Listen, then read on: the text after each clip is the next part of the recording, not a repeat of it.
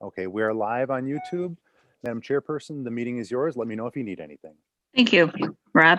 Good evening, ladies and gentlemen. My name is Josephine Spencer, and I would like to welcome you to the White Lake Township Zoning Board of Appeals. This board is a quasi-judicial board, which consists of 5 members. In order for your variance to be granted, you must receive a majority vote from the full board. In order for this board to grant a variance, you must prove a practical difficulty exists. Unfortunately, personal circumstances or financial hardships cannot be considered by this board. If your variance is granted, you have 6 months to obtain the required permits, or your variance will expire and you must reappear before this board. If your variance is denied, you have the right to appeal this decision. By state statute, you must appeal to the circuit court and have 30 days to file an appeal. There is no other township board that can overrule this decision. All cases will be heard in the order they appear on the agenda. I will call the case, staff will give their review, and the proponent will have 10 minutes to speak. The board will then ask questions of the proponent, then the public hearing will be opened. Each member of the public who wishes to speak will have 3 minutes to do so. We ask you please state your name and address for the record. After the public hearing is closed, the proponent will have 5 minutes to address questions or concerns. It will then be brought back to the board for consideration, a motion, and a roll call vote. And with that, Hannah, may we have a roll call? Yes, you may. Spencer, Present in White Lake, Michigan. Walls, Present, White Lake, Michigan. Sieber. Present. Are you in White Lake, Mr. Sieber? Yes, I am. Schlack, Present, White Lake, Michigan. Powell. Present, Denver, Colorado. Thank you for making us jealous again. Please stand for the Pledge of Allegiance. I pledge allegiance to the flag To the of flag, the United States of United America and to the to the republic republic for which it stands, one nation, under God, indivisible, with liberty and justice for all. Thank you. It is my understanding that case A and case B are being taken off the agenda tonight. So do we have a motion to approve the agenda as amended to remove A and B? I'll make a motion. Thank you. Do we have a support? Support. Thank you. Discussion. Go ahead. Mr. Quiliata, do we have any reason to I mean, it's normal to know that one person may withdraw. Do we know why 2 out of 5 people have withdrawn this month? Sure. So the applicant for the first case plans to come to you probably in May with a request that was different than originally submitted. They're modifying the plans for the house that they intended to seek variances for.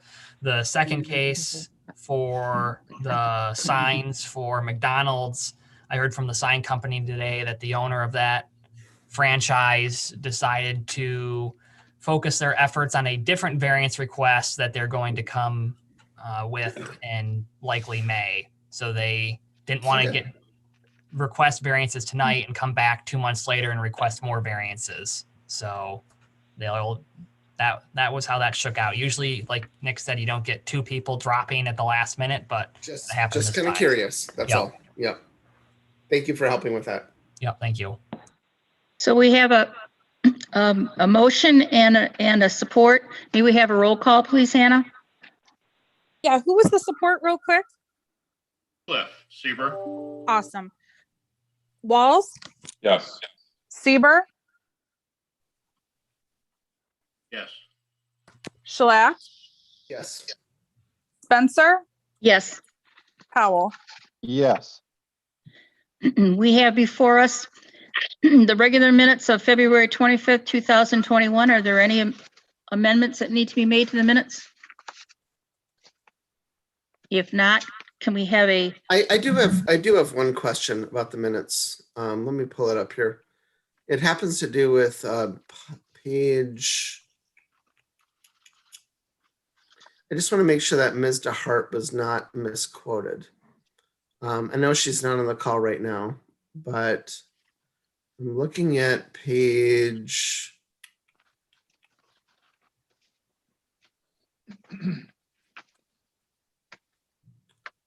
You know what? Let's let this go. Don't worry about it. It's okay. Oh, okay. Okay. Yeah. With that, then, do we have a motion to approve the February 25th? I'll make a motion. Thank you, Dave. Do we have a support? Mike Powell supports. Thank you, Mike. May we have a roll call, please, Hannah? Sure. Walls, Yes. Powell, Yes. Spencer, Yes. Shalat, Yes. Seaver. Yes. And with that, calling our first case, the applicant is James Kovac. The address is 3700 Jackson Boulevard, also identified as 1207-158-013. The applicant requests to construct a house requiring a variance from Article 3.1.5.e R1C, single-family residential, side yard setback, minimum lot area, minimum lot width. For the record, 26 owners, occupants within 300 feet were notified of the proposed variance request. No letters received in favor, no letters received in opposition, no letters returned by United States Mail. And with that, may we have staff report, Justin? Thank you, Madam Chair. Good evening, board members. This case before you tonight is a request to construct a new house. This property is located on White Lake. The minimum side yard setback in the R1C zoning district is 10 feet. And I'll try to zoom in here on the plan that was provided by the applicant. This is the subject property. So up here at the top of the screen, you'll see Jackson Boulevard. It kind of curves. There's the curve of the street. And to the south is the lake. Here's the proposed house. And like I said, the minimum side yard setback is 10 feet. At the closest point, which would be at the garage, they're at 6 feet. So that would require a variance of 4 feet on both the east and the west sides. The architectural plans that were provided by the applicant, when the building official and I were reviewing these plans, I believe their intent was to provide a 12-inch overhang, roof overhang at this point, but it's not scaled. We can't see it.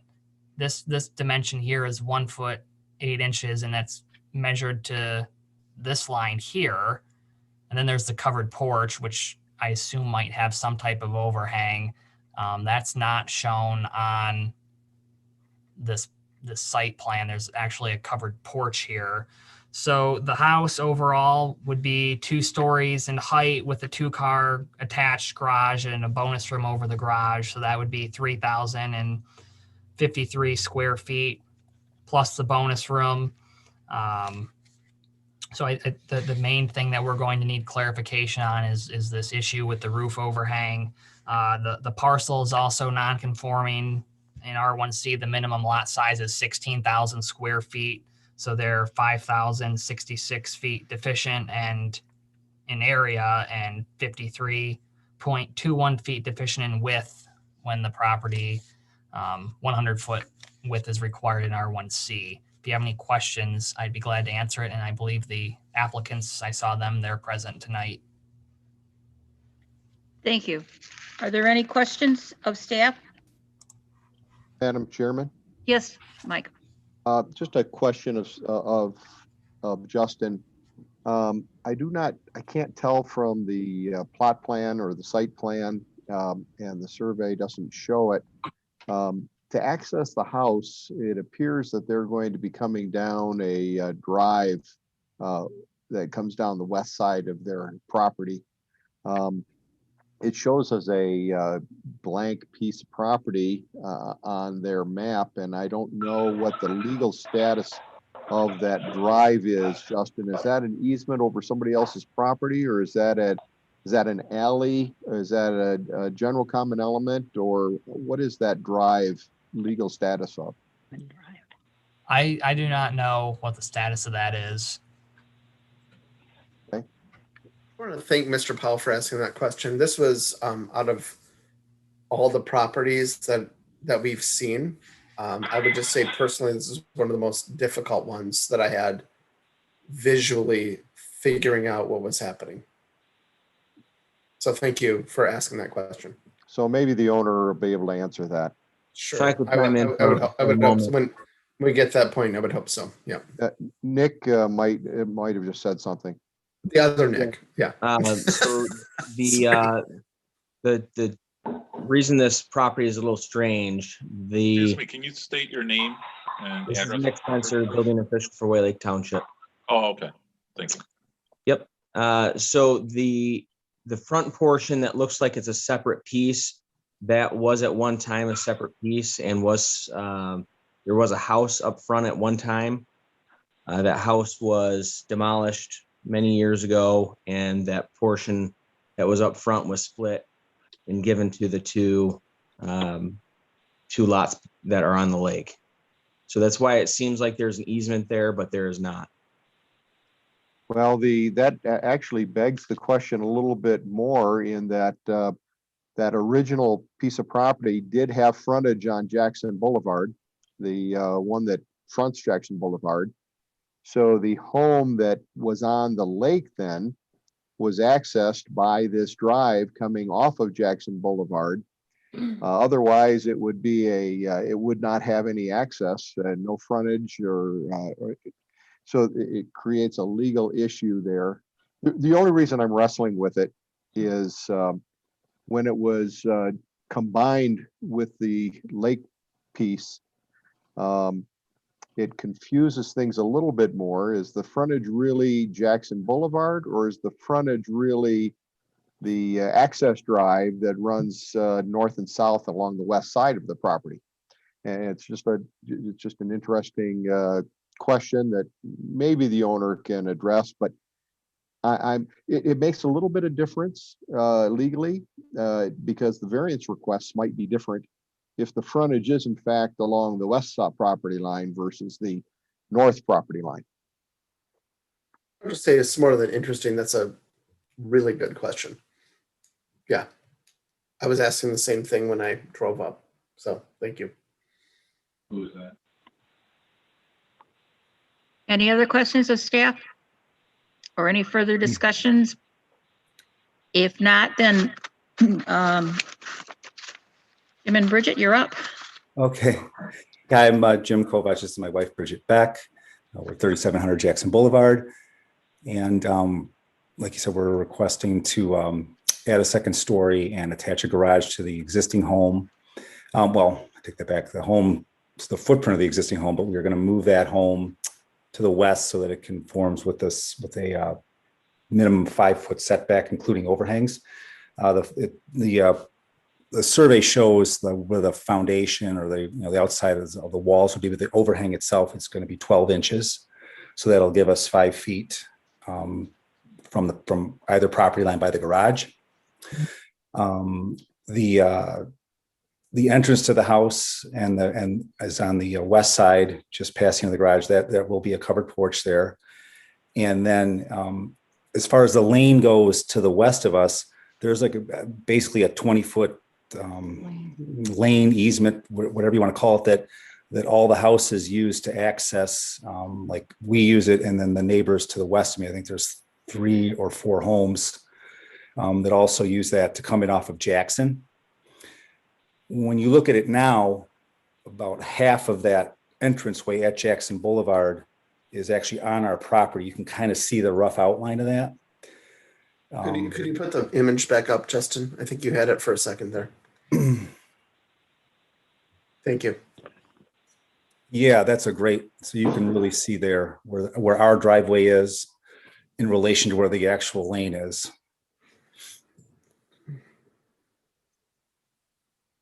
It's 20 feet wide by whatever the distance is there. You bring up a good point, Mr. Powell. Sorry to interject. There would be a front yard setback from that corner. So there would be a 30-foot setback from that point. So I think that's definitely worth discussing and making sure that we have that right. And looking at that image that you put up there, Justin, earlier, just a minute ago, if lots 2 and 3 and 4 were before us asking for a variance, certainly we wouldn't be going back to Jackson Boulevard. We'd be using the lane or the access drive from Right. Jackson Boulevard to define the frontage. Correct. So this is a legal, quote unquote road where there would be a front yard setback of 35 feet in R1C required from this corner. And if you look at the plan, I don't have the file, I don't know if this scales from this point to this point at 35 feet. So It's give or take probably 15, 12, 14, 15 feet, 12. Well, yeah, I can grab a scale if you'd like. I've got the plan right in front of me. Justin, I'm bringing the plan to you as well. So oddly enough, Mr. Quigliotta, I mean, even though it's an address of Jackson, I mean, are we measuring from Jackson? So this property technically has 2 front yards, on Yes. Jackson and Right. the Jackson extension. So it's technically a corner lot. Thank you. So what do we do with that? I'm going to suggest that we continue to discuss it because, let me ask a technical question of Justin, because when the township advertises these, the planning staff and Justin have represented, they don't publish the dimensions because it gives us the ability to modify those. Is there a legal question about the advertisement, however, if we are calling it Thank a you. side yard adjustment versus a front yard? There is, because we didn't advertise a front yard variance request. So that dimension is 13 feet. So if it is subject to a 35-foot front yard setback, it would require a variance.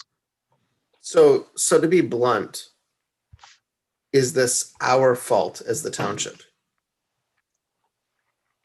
When this was reviewed, it was not picked up, and it wasn't identified on the plans that wasn't identified on there.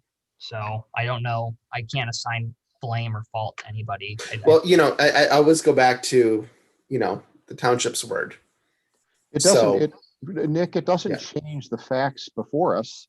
It just Okay. changes the variance request Okay. and how we might interpret it and how we might deal with it. So Do you feel still comfortable with making a motion on this, even though it was advertised the way it was? well, I don't know how the motion would read, but that's why I kind of asked the question of Justin. Sure, I don't sure. necessarily want to evaluate all of this tonight, although we can talk Mhm. theoretically, but I don't know if Justin is comfortable going ahead, knowing that we're really asking for a front yard setback and not a side yard setback variance. Well, they're asking for both. So from that corner, it'd be the front yard, and on the west side, and on the east side, it would be the side yard. So, Or would it be a backyard, Justin? oh, that's a good question. Let me look at it. So, let me look at it. Wait to us.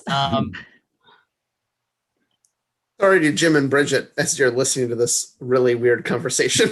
No, I By the way.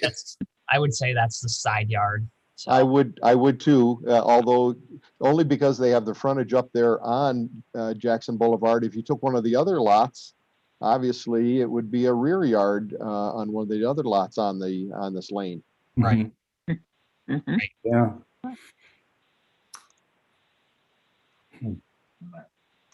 So Gosh. Justin, do you feel comfortable? I know you feel comfortable with it. We can discuss it. If the board was amenable to grant a variance, are we able to grant a variance as it's been advertised? I won't, can you keep discussing it? Because I want to think about it some more. I want to interject something here. I don't Yes, Jeff. believe that we can, Mike. It's going to be a front yard, and it wasn't advertised as a front yard.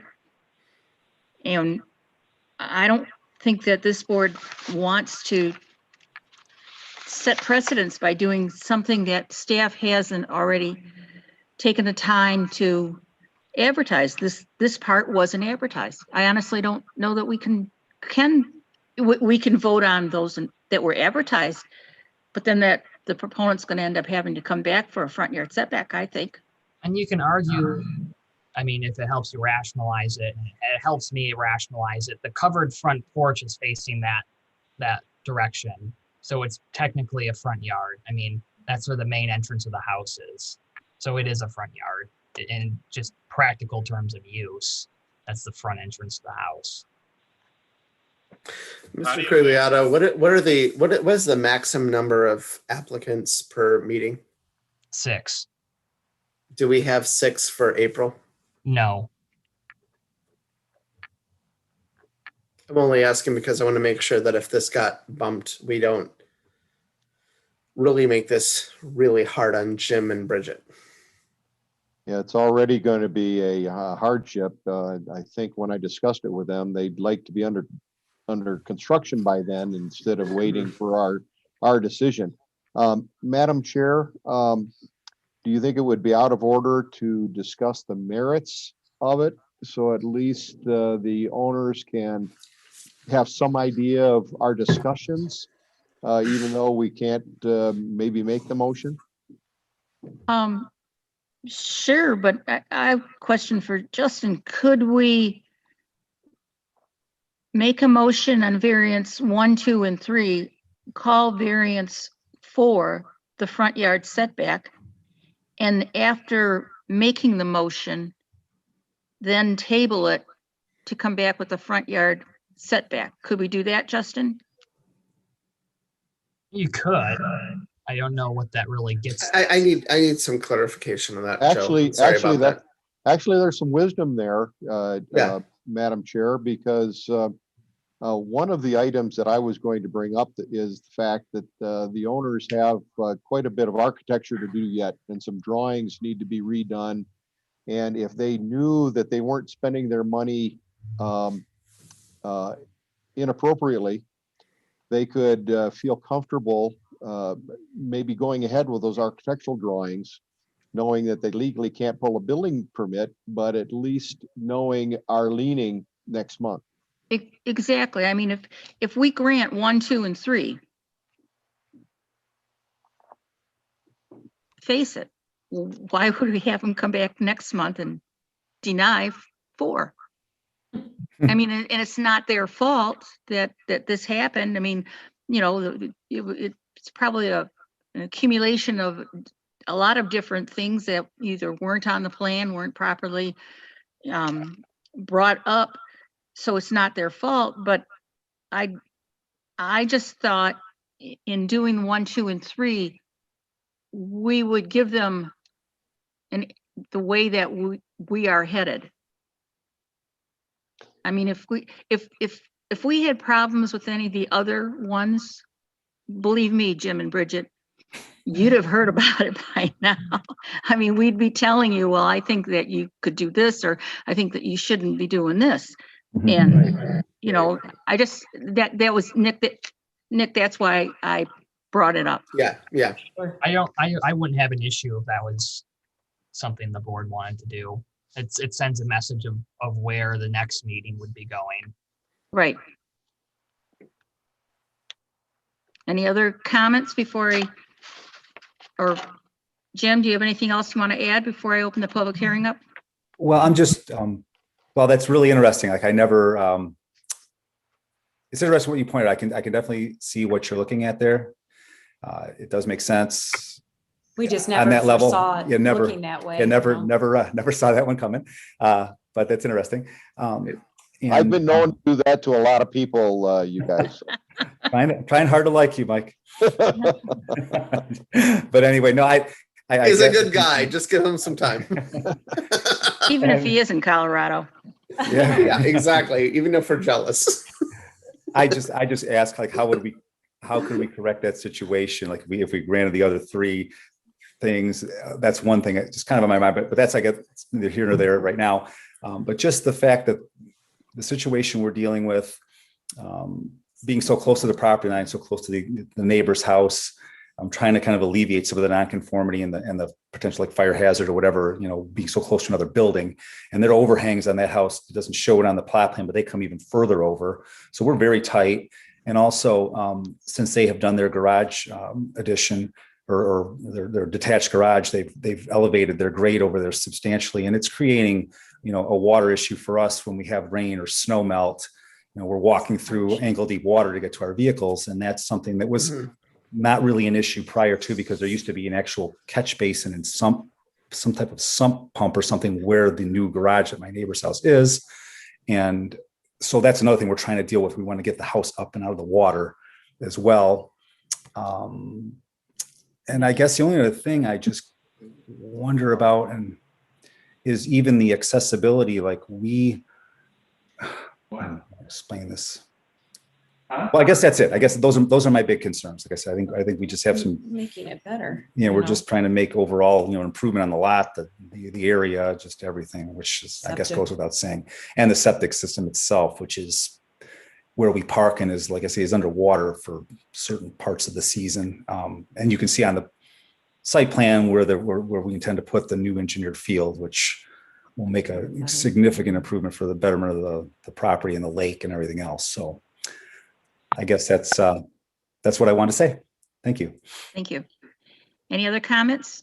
If not, Rob, I'm going to open the public hearing up. Is there anybody from the audience that wishes to speak on this case? A reminder, press *9 on your telephone to raise your hand to speak on this issue. Press *9 to raise your hand.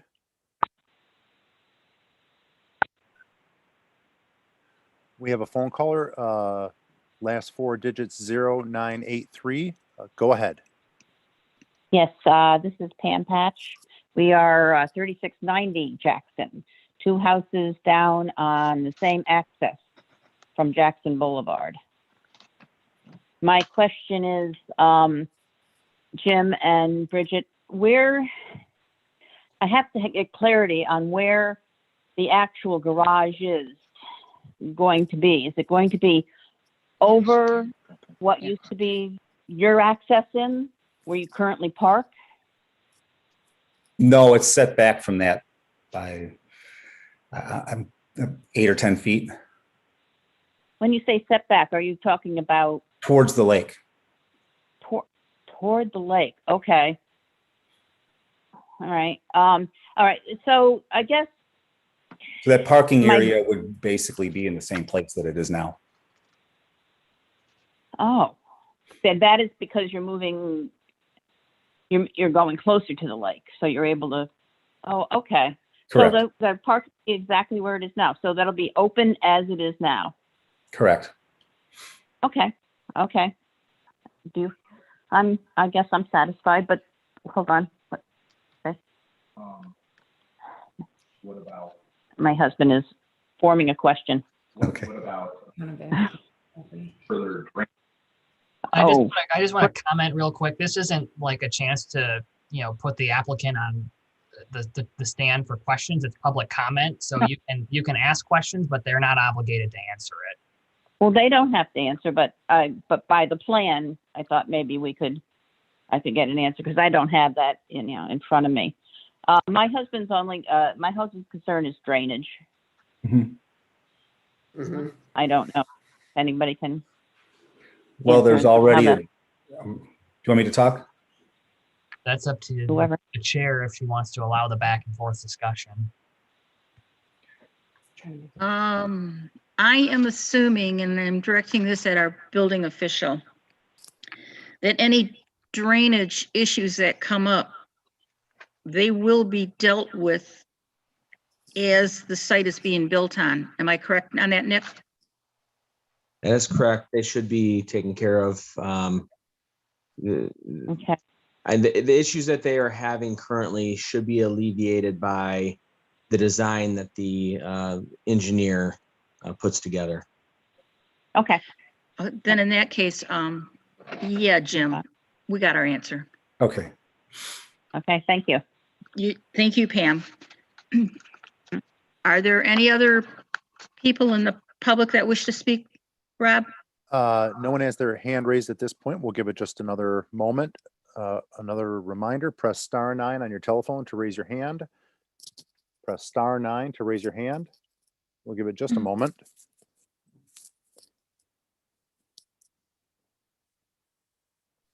No one else has raised their hand.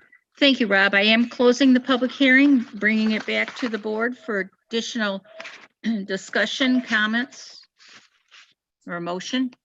So, Mr. Powell, what do you think about this issue about the what is the front yard, what is the et cetera? It's crazy.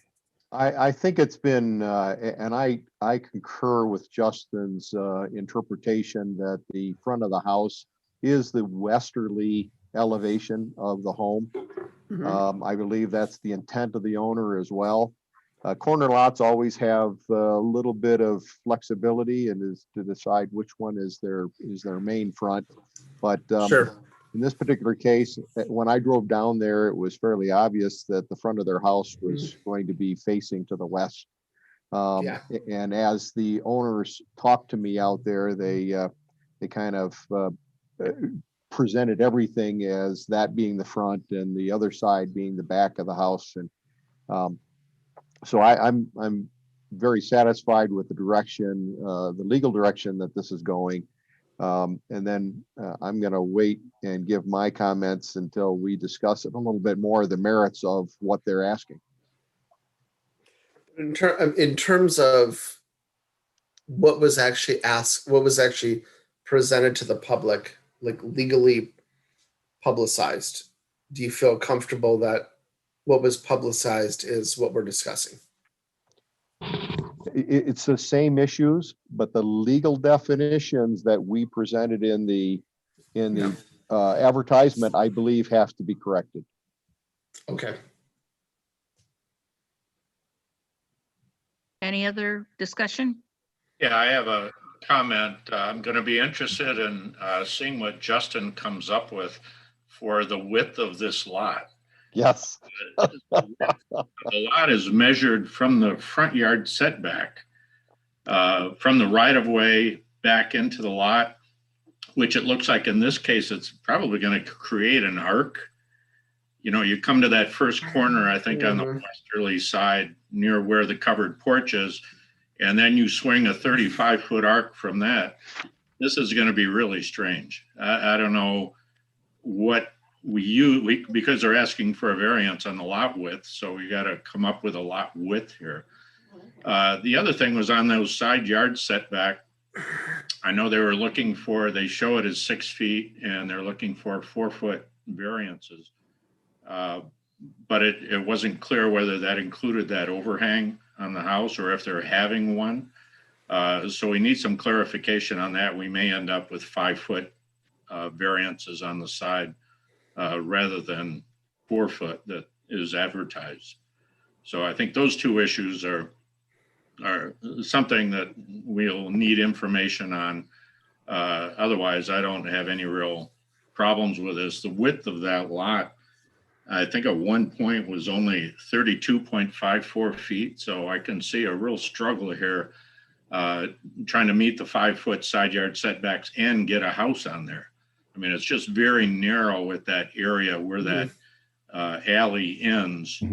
And it makes it a real challenge to make this thing work. So, but I don't have any real issues with it, but I think we just need a little more information. Madam Chair, if I could pick up on where Cliff went there just for a minute, because I need to ask Justin. Justin, if the plans show the walls of the structure going to be 6 feet, and we're just going with what the previous assumptions were, the walls were going to be 6 feet from the property lines, so instead of 10 feet. The The overhangs, we normally don't address overhangs unless in fact, the problem is they cannot extend into that 5 foot. We don't give a variance for the overhang setbacks, just the wall setbacks, correct? Correct. Okay. And then Justin, if in your reconfiguring the lot width, that then also, could it not be advertised along the front yard setback if you find that there's a difference there? Yeah, and just doing quick thinking on the spot, which is dangerous for me. So generally, when you are measuring lot width, it's from back, from the front and the rear, and that's the depth. That's how you measure depth, is front to rear. So, and depth is, we would consider the north side, the zoning ordinance, the way it works, and I know I'm not explaining it right, but it's front to back. So like if you're looking at the west side as a front lot line, the east side is a side lot line, and you don't measure depth from front to side, you measure depth from front to rear. So that's how we would do it. The ordinance has a standard for depth to width ratio. So that's when you combine several different standards of the ordinance, that's how I would get it, or if you found it differently, the lot width variant, the lot size, I don't think anyone has an issue with. If you determine that the width, you want to take the frontage from the west side, that's fine too. And they don't have to have a variance from the lot width. That's really not the issue. Okay, thanks. But when you're measuring depth to width, using our ordinance, it would be north to south, which would make the width at the front. So Another complication, Justin, in your calculations is that lane does not go the entire length of their westerly property line. right. So And a they frontage, still, yeah, they still have so you would measure width at this point, which is like 155 feet, I think. So we're not seeing your screen. oh, there. sorry. We're talking about, Like yeah, 100 could you please yeah. share? Yep. Yes, sir. This being a side lot, this being a front back. So if you were to measure lot width along the west lot line, it would just be this portion of the lot. And it's at 155. Mhm. When you measure depth to width ratio, you go front to back. Well, if the back is the south lot line, then it's this way. So the width would be at the street. If that makes any kind of convoluted sense, but As much as you can on this lot, yes. so.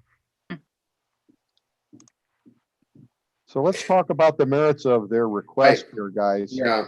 Nicholas, go ahead. Yeah, I mean, in terms of concept, I don't have an issue with the concept. I just want to make sure that we're actually voting on something that was legally presented to the public. That's where I'm at. And I have no issues with it. I mean, I think by going on variance 1, 2, and 3, making a motion, doing a roll call, then having a motion to table for it to be re-advertised for, say, a minimum front yard setback. Yeah. And then a roll call. I think we're gonna cover all legal bases and still give the proponents their understanding of where we're coming from, which is, I think, very fair. So just practically speaking, I mean, you could approve this without tabling it. The other request is gonna have to come back with a new public hearing. So there's no real sense to table this. Okay, It's gonna be approved that it can't be permitted until the other variance is granted, which will come back separately under a new public hearing. well, perfect. I just said all of that for nothing. That's awesome. No, you didn't, actually. You didn't. No, I don't like to No, talk too what much. you said was helpful. Thank you, Joe. You're Madam welcome. Chair. Madam Chair. That's fine. Either one works. Yeah. So are we prepared to move forward? Dave, did you have anything to say? No, I concurrence. Okay, something, sorry. and this is maybe Sure. going to create, and not that it matters, because I know the applicant's going to move. Variances are valid for a period of 6 months. So if you grant this, I know they're going to come and get their permit, sooner rather than later. But if you want these variances to be effective when the other variance is granted, you could condition your approval on these being effective when a front yard setback variance is granted. So that keeps the timing concurrent. So Appreciate that. you're approving it with the Sure. condition to keep it concurrent with the future request. We're not creating, yeah, So Yeah. you're not States. creating Yeah. two sets of, Great. timelines that are, it might be Mhm. cleaner to do it that way. Okay, Madam Chair, Mike? I just want to make sure that 3 concerns that I have or observations aren't, the owners don't have a reaction to them. The first one is when we give side or rear yard setback variance requests, we try to also tie that with that there will be no HVA air conditioning condensing units in the minimized yard. Now, on the west side, that's going to be a front, so I'm not worried about that. You don't have a home 2 feet from that property line. But on the east side, I always have a real problem with people putting their air conditioning condensing units that close to a neighboring property. Not only does it block the area that you need to have drainage, but invariably it's right underneath their bedroom window. And so to prevent that from happening, I'll be fairly critical of no air conditioning condensing units on that east property line. That's number one. Number two, I think that, and this isn't unusual, so this isn't anything on you folks, because you don't want to spend a lot of money on architecture until you know direction of the township. Your plans need to be a lot more detailed, and certainly with those overhang issues, if I was the building official, I would ask for much more detailed drawings for him to issue a building permit on. And then also the issue of drainage, and you folks and I talked about this a little bit out there, and knowing your background, Jim, I would very much like to see the downspouts and the roof water picked up from this building and taken there out towards the lakeside instead of it trying to pick up. And maybe you can even swing a deal with your neighbor to the east and he can tie his home into that same conduit that runs it out. So you don't have sheets of water running down between the two houses there. So those 3 issues, quite frankly, I want to thank you as residents of White Lake Township to want to better your home and better this area. And so I'm in favor of granting these variances, and it'll be interesting to see how we define those variances. Okay. Hey, Madam Chair, I have a quick question. sure. This is for our building official, Nick. Are mechanical components governed under our code enforcement at all, as far as left up to guidance from the building official? I believe it is within, what, I'm going to actually defer this over to Justin because he deals with our code enforcement officer a lot more on things like this. I know it's come up a couple times, but I don't know if there's anything specific in our ordinance or not regarding it. I'm sorry, Mr. Waltz, I didn't quite catch your question. I asked about mechanical components. Is that addressed? Like the HVAC stuff? Yes, that's addressed within our code enforcement under our current guidelines. So it would be very difficult for the code enforcement officer to go to somebody and tell them they have to take out their air conditioner.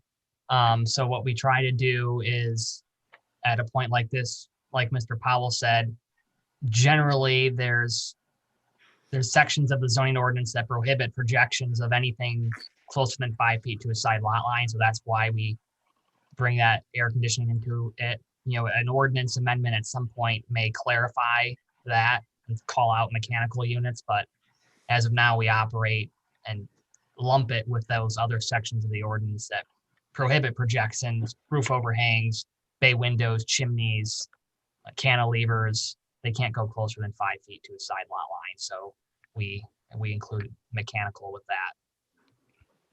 That Yeah, also includes generators. Generators, air conditioners. Okay, Yeah. thank you. And I'll just say, I'm, no matter what the ordinances say, I'm 100% on board with what Mr. Powell is asking.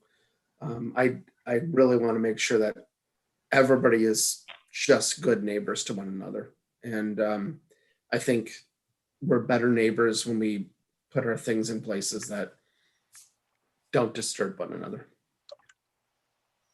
I agree. Are we ready for a motion? Mike, how about you out in Colorado make it?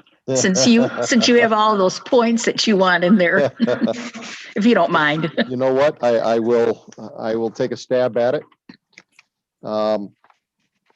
I move to approve the variances requested by James Kovach from Article 3.1.5.e of the zoning ordinance for parcel number 1207-158-013, identified as 3700 Jackson Boulevard, in order to construct a new house that would encroach 4 feet into the east setback, which would be considered a side yard setback,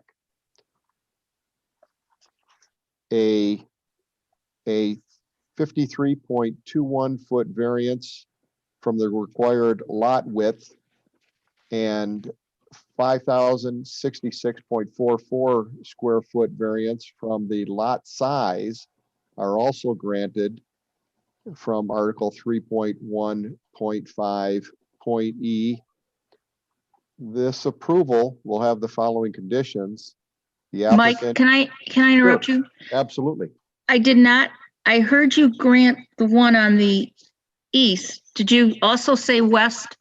No, because I don't believe that we can grant that yet, because it was advertised wrong. Okay, So I that's understand. the one that we're reserving for next month. Gotcha. But we gave them I think we gave them great guidance that we all feel that we're going to support that as a front yard variance, not a side yard variance. Correct. I just wanted to make sure. I didn't know if I'd heard it or not. Yep, okay. Point of information, Mr. Powell, this is Sure. not, your motion is not a green light to start building. It's this is where we're at so far kind of motion. My intent is to grant all the variances except for that front yard variance. And we gave them guidance then on that front yard variance, which gives them a little comfort to spend money on architecture. And hopefully the building plans then will catch up to and be ready to submit to the building department when we hear this again next month. Good. Fair enough. Thank you. Thank you. Yep. So the approval will have the following conditions. The applicant shall obtain all necessary permits from the White Lake Township Building Department, and that will include revised drawings to whatever detail the building department needs to be absolutely sure that the projections into the side yards in any of the yards does not encroach into that 5 foot maximum or minimum setback, that that no HVAC system or generator will be placed along the east lot line between the house and the east lot line, and that the downspouts for the home be picked up in an underground conduit and the water run towards the lake to eliminate that drainage issue. Also, and in no event shall the projection, well, we talked about that, but in no event shall the projections of the roof overhang closer than 5 feet. And an as-built survey shall be required to verify the roof overhang setback from the east, from all sides, after the construction is completed. I can Wow. second that. I feel so sorry for Hannah, but Well, I was taking notes. I can so- second it only because of the effort that was put in. No, I'm just kidding. I don't know. But I if you will want- second. I will second that motion. Yeah. I don't know if you want to throw in the effectiveness portion of this, where I thought we talked about maybe. Yes, making this thank you. effective. Thank you. And I would like to add also that the effective date of these variances will concur simultaneously with whatever variances board grants for the front yard setback at a future meeting. And I meant to second that as well. Thank you. May we have a roll call, please, Hannah? Powell, Yes, this is an extremely hardship for everyone, us, the township, and the homeowners. And it's certainly not self-imposed. They're putting the best home they can on this lot, and I believe they have a non-self-imposed hardship and a practical difficulty. okay. Shellac, Yes, I cannot even imagine trying to, build a new home or expand a home on this lot. And this is definitely not self-imposed, and it is definitely an improvement to the neighborhood. Seaver, I vote yes, because of the narrowness of the lot and the difficulty of building a home on that lot. So I support the motion. Spencer, Yes, I see a hardship. This is not self-imposed. There is definitely a practical difficulty. Walls. Yes, for the reasons stated. So Jim, you've got this portion has been approved and will not take effect until you're back before us and we take action on the next one, which will buy you a little bit of time. Great, I appreciate that. Madam Thank Chair, you. if I could just say something, my intent on bringing all this up wasn't to slow anything down. It would be a shame if we granted something, he got started and then somebody brought up action because it wasn't done properly. Everything would be undone. Yeah, So it was No, I done with the appreciate it. intent to move forward. Yeah. Yep, exactly. No, we heard where you're going with this, and we appreciate that very much. Thank you. That's why I seconded it. Thank you. Good- With that, good luck. calling the next case, it's Robert Kinsley, 9604 Buckingham, also identified as 1214-201-015. The applicant requests to construct an addition to a single-family house requiring variances from Article 3.1.6.e R1D, single-family residential, front yard setback, maximum lot coverage, and minimum lot area. A variance from Article 7.28A, repairs and maintenance to non-conforming structures will be required due to both the value of improvements and the increase in cubic content. For the record, 19 owners within 300 feet were notified of the proposed variance. 1 letter was received in favor, no letters received in opposition, and no letters returned by United States mail. And I will read during the public hearing the letter that is in file. And with that, may we have staff report, please? Thank you, Madam Chair. On the screen is a site plan provided by the applicant. This property is just under a 1/4 acre in size and zoned R1B. It's located on Pontiac Lake. The existing building on the property is approximately 700 square feet in size. This property is a double lot. It contains 95 feet in width of the street line. The applicant is proposing to construct a 1st and 2nd story addition on the house with a proposed breezeway connecting to a 2-car garage. The project involves adding 448 square feet to the 1st floor and constructing a 1,149 square foot 2nd story on the existing dwelling. The total size of the house with the addition would be 2,298 square feet. A 28-foot by 28-foot garage, that's 784 square feet, is also proposed to be connected to the house with a 255 square foot breezeway.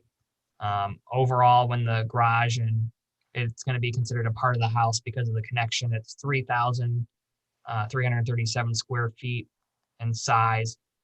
The zoning ordinance limits repairs and maintenance to non-conforming structures to 50% of the state equalized value in any 12 consecutive months. in order to retain its legal non-conforming status. And the ordinance also does not allow the cubic content of nonconformities to be increased based on the SEV of the structure, which is $6,510. The maximum extent of improvements cannot exceed $3,255 in a 12-month period. The value of the proposed work is $220,000, so they're requesting a variance to exceed the allowed value of improvements by 6,758%. The lot coverage is also proposed at 23%, which is 2,188 square feet of coverage, and that's 3% or 287 square feet beyond the allowable 20% maximum. And then also as proposed, the second story addition at its closest point would be located 7.2 feet from the front property line. So they're requesting a variance of 22.8 feet from the front yard setback. I will say for the members that were present a few months ago for a case down the street requested by Kim McFadden, this is very similar. And you know how that case turned out. There's some photos that I just want to show of the structure. These were taken in November of 2020. They're in your staff report. This building is in pretty rough shape.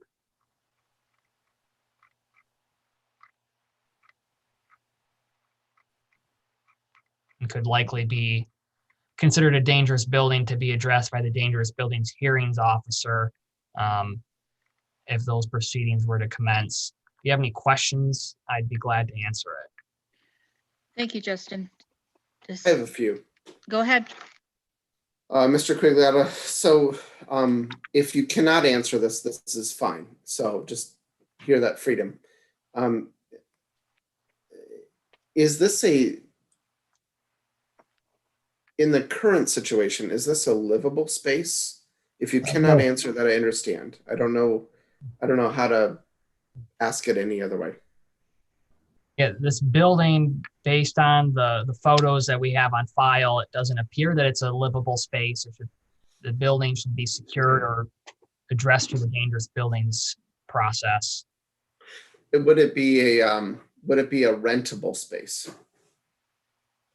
It's not a habitable structure. Okay. Okay. Is the foundation secure? As far as we don't have, there had to be a structural engineer to verify that. okay. And do we have that information? No, I think the block foundation is probably the only thing of any value there. Okay.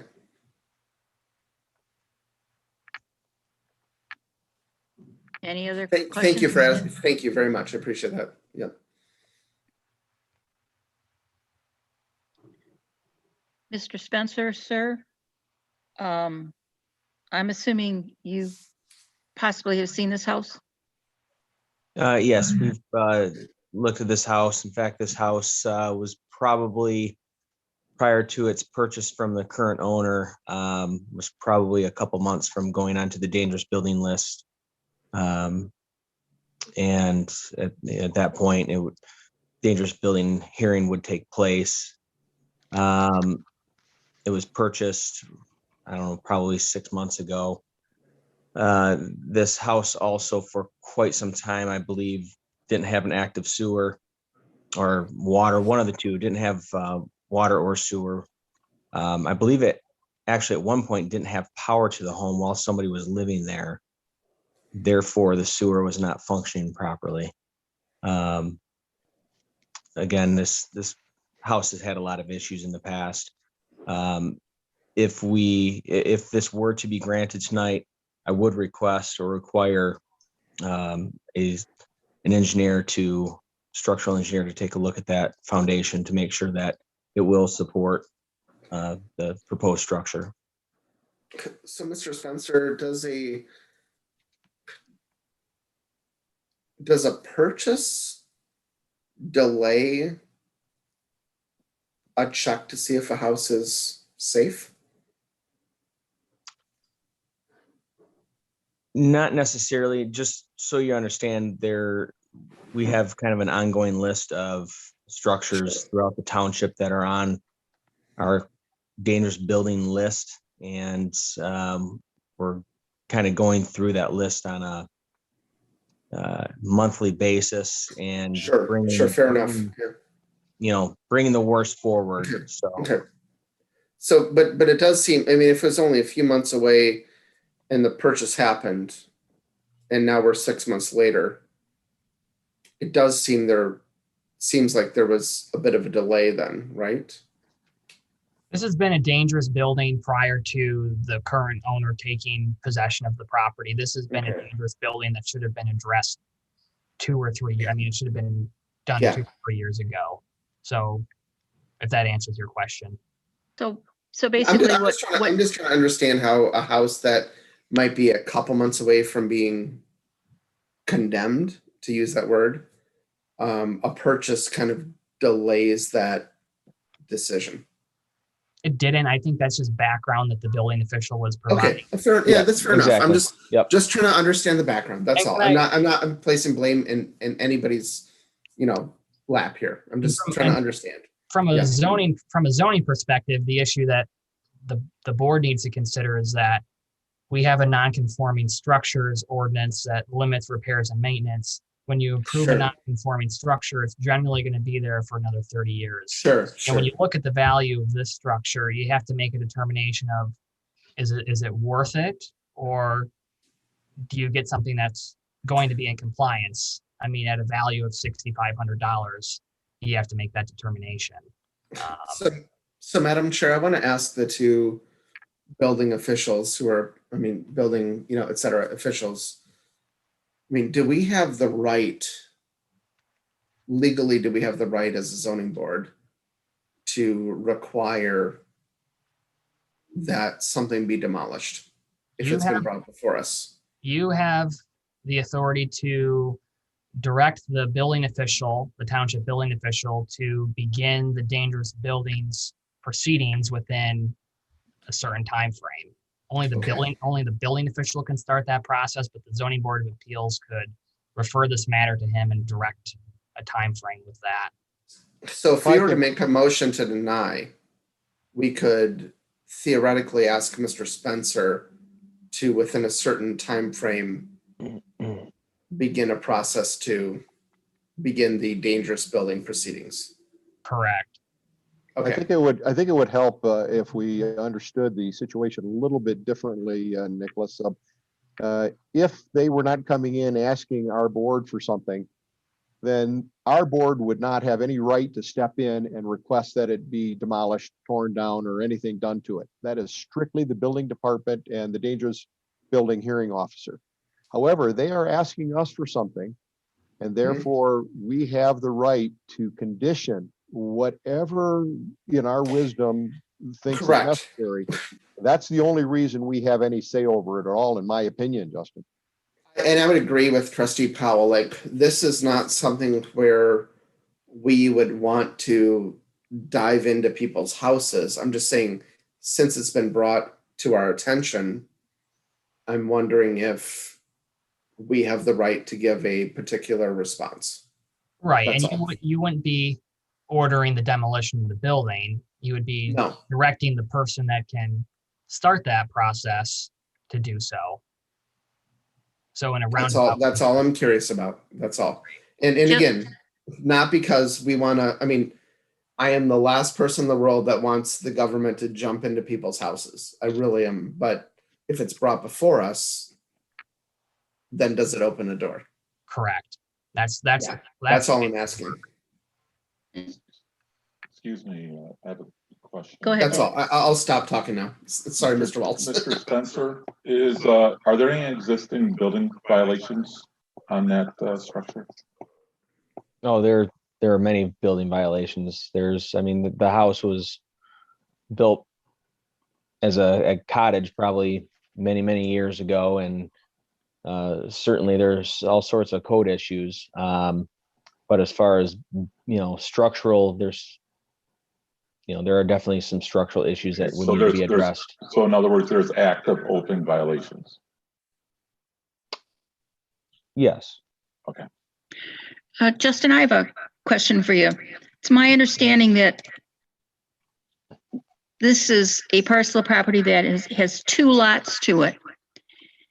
So if the building is demolished, then that means that a house can be built there, thus not denying them the use of the property. And the new building could then meet, if not all the setbacks that are stated, at least a majority of them, as opposed to the minimums that we're looking at now? Correct. This is a double lot, 95 feet in width, that has access to the public sanitary sewer. So they would be more than capable of constructing a house on this parcel. And so it's also this board's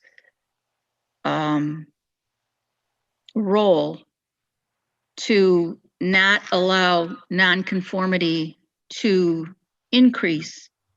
And I just want my understanding, and by allowing us to go over the 50% SEV, we would definitely then be going in that direction of increasing the nonconformity, which is against what the ordinance and what we're charged with doing. Correct. And, the biggest thing here is the value. It's so low there, compared to some of the other variances that you've granted from that particular provision. It's not like this has been a house that's been, and this isn't to any fault of the applicant, they haven't owned it for many, many years, but it has a history of neglect and problems. So. Thank you. Are there any other questions of staff? If not, then I will call on the proponent to outline what it is that you propose, Mr. Kinsley.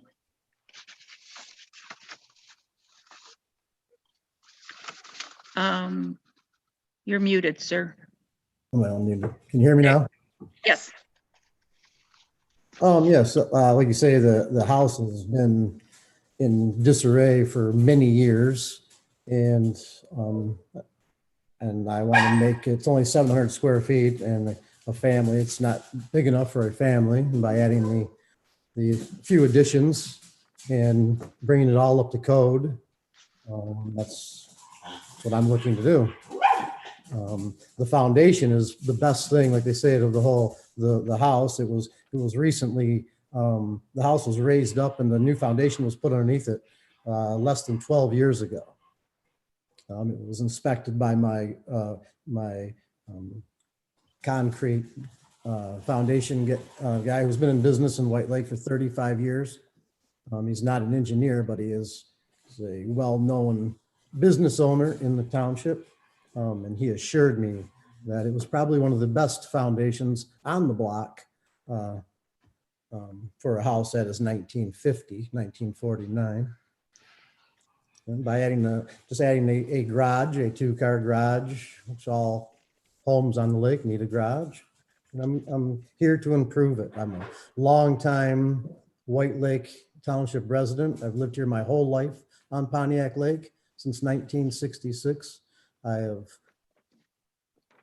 built a few houses that I've lived in with my family over 25 years. Raised my kids here, and we love the property. We're gonna make it nice, make it fit in. It's not going to be a McMansion. It's going to fit into the neighborhood. And Thank you. Any questions of the proponent? Yeah, Mr. Kinsley, have you spent a night in this house? No, I have not. Would you feel safe doing so? No, I wouldn't. Okay. Like I say, I don't think it's had water. It has the sewer, but I don't think it's had water. And it has a nice well, but I would say that the people that lived there prior to me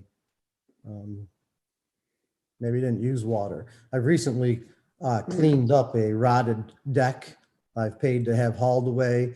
I found a trash underneath the deck that I found a letter 1997. So that was something that I've worked on. There was a few, I've tried to make the outside as safe as possible, which this, the Dave noticed. Yeah. I do want to say you have a beautiful lot. Yeah, it's very It's nice. a beautiful lot. It'll be a beautiful house, and like I say, it'll fit into the Pontiac Lake neighborhood. Mike? Yes, Mr. Kingsley, you had mentioned that you had somebody come out and inspect the foundation. Have you had anyone out to determine what the structure of the exterior walls are and whether or not it could support the load of a second floor and a modern roof? Yes, and what I do for that is I'm going to put a steel beam at the and it'll have two stanchion posts on the side, and basically the upstairs with the new engineered TGI trusses they will float over the beam, and that helps support the upstairs. So I've done it prior.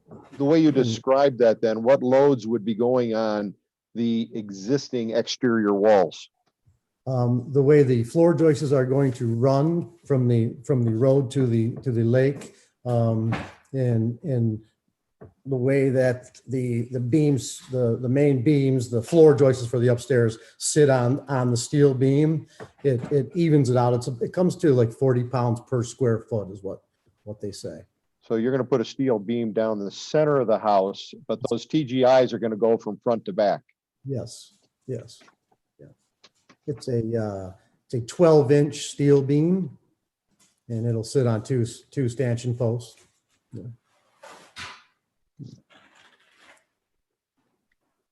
Any other questions before I open the public hearing? Go ahead, Cliff. Yeah, you indicated that foundation was improved about 12 years ago. Do you know, was a building permit obtained for that? And you said it was inspected, but was it inspected by one of the township building inspectors? I have no idea. Me and Justin's talked about it a little bit, and I don't know if they ever found any permits that were pulled for it or not. Just by looking at it, a builder with an eye can tell that it is new. And I know Nick has been over there. And like I say, my foundation guy who's been in business for 35 years looked it over very thoroughly.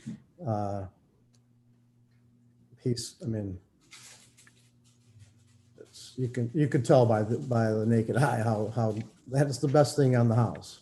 I don't know why. I do not know why they raised it up, tell you the truth. No. Besides, maybe it was built 6 inches off the ground the first time. You know, they do have like their well pump under there, and there was a few other things under there, but I am going to make the foundation something that they didn't do is they didn't insulate the outside of the walls of the foundation, and they didn't put any pea gravel down inside there, which I will do. Madam Chair, I have another question of the applicant. Sure, Mike. Could you please describe to me, and I hate to be redundant to my colleagues here, but you're actually asking us to allow you to break the law. There's a zoning ordinance that you have to abide by, and you're asking us to give you a waiver from portions of that.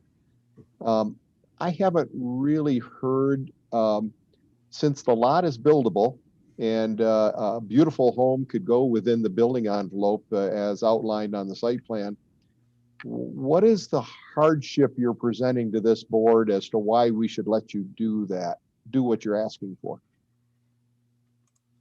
Because the 700 square foot house that's on there is you can't live there. I mean, the hardship, basically the house is going to be 10 foot on the corner from the one side and almost 11 foot from the other side. And all I'm asking for is the one corner of the house is 7.2 feet from Buckingham Road, which is most of the houses down in that neighborhood and that end of the street are even closer than that. I mean, there's a house there that's not even a foot off the road. So I'm not asking for anything that's what's different from the structure of that neighborhood, from the end of that street, if I'm answering your question right. I'm following you. Yeah, yeah. I mean, Just to address Mr. Sieber's question, there is no permit or inspection history on this property. So none. Since Thank the you, township Justin. has started keeping records. If there's no more questions, Rob, I'd like to open the public hearing on this, please. Can you tell me if anyone is in the audience for this case? If any of the resident phone callers would like to address the board, press *9 on your telephone keypad to raise your hand. Press *9. And while we're waiting to see whether we have anybody else, I have a letter to the White Lake Township Zoning Board of Appeals regarding the meeting of March 25th, 2021 for Robert Kinsley, which the property address is 9604 Buckingham, White Lake, Michigan, 1214-201-015. We currently reside one lot away from on the same side of the street as the property requesting variances. After discussing the changes proposed with Mr. Kinsley and reviewing the plans, we would like to support the changes to be made. After 32 years at the same address, we are sure these changes will enhance our quality of life here on Buckingham Street. Best regards, Anthony Miller, Susan Miller, 9634 Buckingham, White Lake, 48386. And anybody else, Rob? Yes, we have a phone caller who's raised their hand. Phone caller with the last 4 digits of your phone number, 4425. Press *6 on your telephone keypad to unmute yourself. And when you're unmuted, please address the board. Okay, go ahead. Hello, this is Nick Osting, 9568 Buckingham Street. I live 2 lots away from Mr. Kingsley's property. I think what he's doing is a great thing. That house has been an eyesore and a hazard for quite a few years now. So I fully support what he's doing.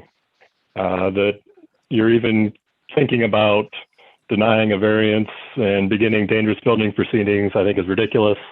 All that's going to do is delay the process more and let that sit there as an eyesore for a lot longer. So I completely disagree with that course of action.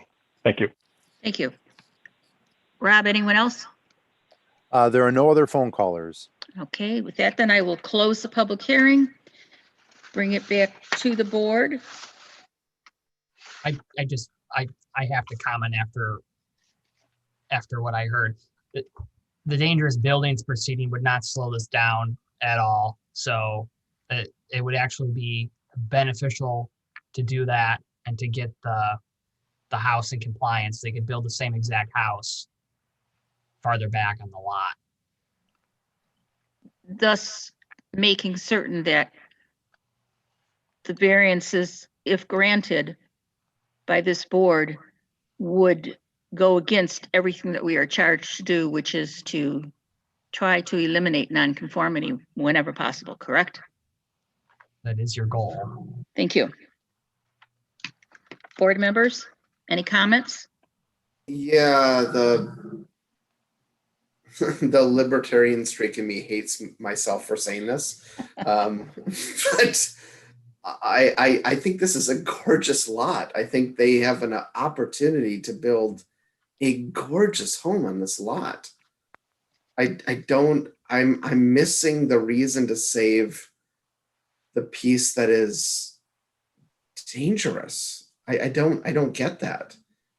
And personally, I'm not comfortable with that, but I mean, I want them to have their home as they want their home, but I don't see why to save, maybe the bricks, maybe the foundation, but I don't get why to save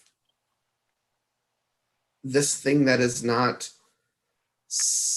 comfortable for sleeping or dwelling or whatever else. I just don't get it. I'm really struggling with this one. I'll pause now and just let everybody else talk.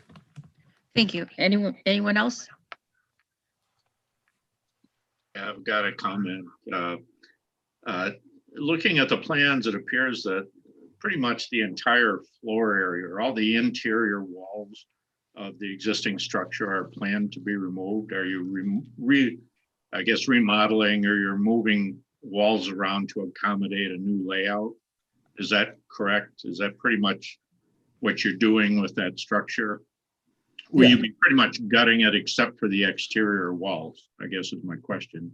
Yes, I basically will be leaving the road wall and then half of the two side walls. And then taking everything out from the inside out. And then, so structurally, you'll have to make provisions on the exterior walls to support the second floor. Oh, for sure, 100%. Yeah.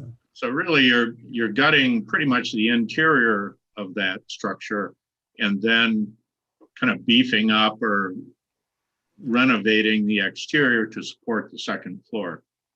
It kind of sounds like, of course, the roof has to come off and all that in order to build up.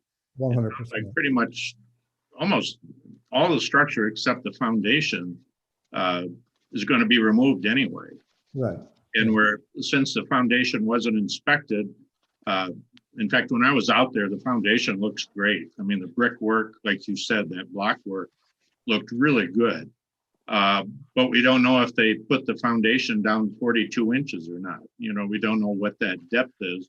I guess there's a way to investigate that to see if you have proper depth, but it just seems like so much of that existing structure is just going to be removed. And I agree with Nicholas. It just, I'm not seeing the reason, except maybe you're thinking you can preserve the larger house by utilizing this existing structure.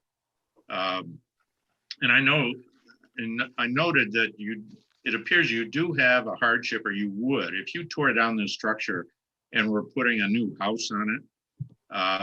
When you get a little bit, I guess, as you're looking at the house that's being proposed from the street, a little bit to the left of the garage, then the lot or the buildable area becomes very narrow. It's not very deep at all. Maybe 25 feet, I thought, something like that. But I can see, even with a new structure, where there's going to be a need, very likely, for some variances. But for that structure, it looks pretty rough right now. And of course, the pictures that Justin provided seem to confirm that. So I'm really struggling with the idea of trying to support a variance on this. Yeah, I'd basically move, I mean, if I put a new foundation in, I'd basically move the front of the house 3 feet if I moved the front of the house 30 feet from the road, that would be a pretty small, I mean, the house would not be very wide.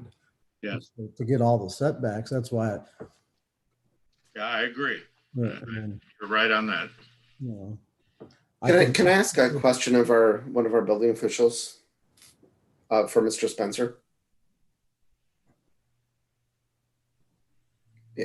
Yep, I'm here. If we were to make a motion that included a demolition of our current property, what's a reasonable, compassionate amount of time to give somebody? I just want to speak up for a moment. It would be a direction to the building official to start that process, not for the amount of time that it would take to complete it. So it's up to the building. So you could give. Fair enough. Okay, fair enough. Time frame to start that process. So we just try that, and that's fair. We just trust that it's done well and compassionately, which I know Mr. Spencer would. Yeah. Okay. Mike? Let me suggest along that same line, Nicholas, we could do that as a board by stating that we grant a 20-foot or a 10-foot variance from the front yard. That addresses Cliff's impression, and I totally concur that the westerly side of that lot is going to need some help because it narrows down, the building envelope narrows down so much there. But by limiting the front yard setback, that puts the builder on notice that he cannot use that existing structure as any part of his new building. he must then move that front wall back to whatever we might set. And then he himself would start that demolition process maybe of the front 5 feet, 6 feet, 7 feet of that existing home, pushing it back to wherever we might set that arbitrary subjective line. And then he's got room behind his current plan. He's got room to the north behind the home. Right. He's leaving unused building envelope space behind that home that he could end up replacing the same square footage or more than he's saving by keeping this very poor structure. So I'm wrestling with this as well. I believe that his true motivation for requesting the variance is financial. I don't believe there is a hardship except for financial, because he could build the same square footage building without coming back to us with this big of a variance request. And I would certainly concur with Mr. Sieber that something may need to be given there. I don't want to say that we would, but we may need to consider that. But to save this old structure just for the sake of not having to put an additional foundation underneath a wall and I totally buy what Mr. Kinsley said regarding the neighborhood. The house just to the west is every bit as closer than this home is. And to the east, Right. Same thing around the cul-de-sac, around to the west even further. However, that doesn't diminish our responsibility to give the least amount of variance that we can, and not necessarily save an old structure just to save somebody some money. And I just don't feel like we're in a place where we can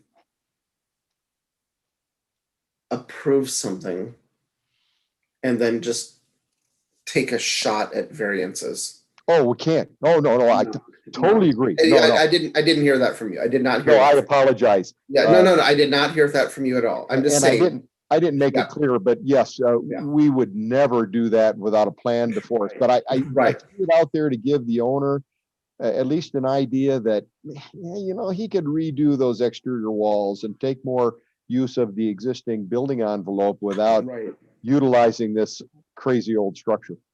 And I would just say, like, I'm not a real estate agent. I'm not, let's just imagine I know nothing about real estate or money at all. Okay. But in my imaginary world, I would think that starting fresh on this property might possibly be a better investment than trying to save what's on the property. And I may be wrong about that. I don't know. I know nothing about real estate, right? So I'm just saying, it just seems to me in the long run that doesn't, and again, if this is a place that we're not comfortable staying in, spending a night in, sleeping in, like it just, I really don't hear the hardship. Bought it to build a new house there. I didn't buy it to. I would love a new house there. I mean, I think it'd be gorgeous, actually. By saying that the reason that I shouldn't build a new house, the house is going to be relatively new. Besides the foundation, which is 28 by 26. I mean, the foundation is the best thing about it. It's less than 12 years old. I've done tests. The building, the walls are going to be, and I'm going to reinforce them. It's not going to be dangerous by no means. It's a cottage. If it would be better for me to knock it all down and build two houses on the property, they would be pretty narrow houses. I'm trying to just keep it within the neighborhood. What the other houses are.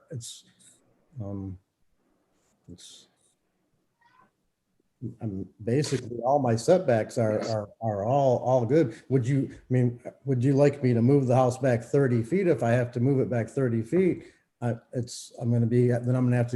be closer to the water, which could create issues with the new foundation. And I would just say, like, I'm not a real estate agent. I'm not, let's just imagine I know nothing about real estate or money at all. Okay. But in my imaginary world, I would think that starting fresh on this property might possibly be a better investment than trying to save what's on the property. And I may be wrong about that. I don't know. I don't know. I just don't think that everything, my other setbacks, I mean, the people from the east of me, I mean, they're now, one of their additions are now 15 feet from the road for a porch, and the people farther up from them, they block their views of the water. I'm not doing any of that to anybody. I mean, the house I'm going to build it to make it safe, to make it a livable home. And Yeah, I don't hear anybody right now on the conversation saying it's livable right now. So I hear you. Yeah, totally. Yeah. It's been an eyesore, like the neighbors will tell you. Yeah. I mean, I don't even. Yeah, and that was really helpful for the neighbor to share that. Yeah, I really appreciate that. Yeah. I mean, the It's house. our pleasure, board members. Totally compliant. I will follow all the rules of, I'm asking, and basically, if the existing house is 7.2 feet from the road, it's been there since 1950. Yeah. You know, structurally sound that house will be. Well, Madam Chair, I see maybe two courses of action here, and they're a little bit different procedure, and they're totally up to the owner. He could ask this board to continue on the same path and to vote on the variance being requested, front yard variance being requested, or he could say, you know what, if you would table this, I can rethink the setback along the road there. There's a political issue, because if you rethink the setback, this board has the opportunity to say what he's now presenting is better than what's there now, and therefore I would be more likely to approve something that is bettering the area instead of just continuing the same setback that has been there ever since. So he could ask us to table, to come back with a modification of his request, or he could ask us to continue with our deliberation. The planning director and I support moving forward with going in a different direction than Mr. Powell is suggesting. So like we did similar to the Buckingham case, this is very similar with the McFadden request down the street. And not that every case is the same, but this house it's got $6,500 of value. And as Mr. Sieber said, everything is coming down to the blocks. The blocks are the only thing of any value. I don't understand the direction that it would take other than what has been described. And I think we as board members, and I know I say it all the time, we are charged with eliminating nonconformity.